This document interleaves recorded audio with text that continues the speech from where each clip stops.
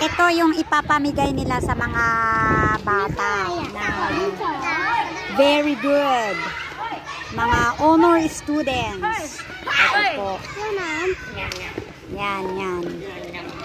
Mga magagaling, ibigay nila ito. Kasi ngayon is Thai Day, one pasatay day. One pasatay, yan po. Yan. Ni siya สวยเลยนิชาเลยสวยมากนี่ colors tapos yan lagyan ng pera mga candies yan tinapay okay yan pencil case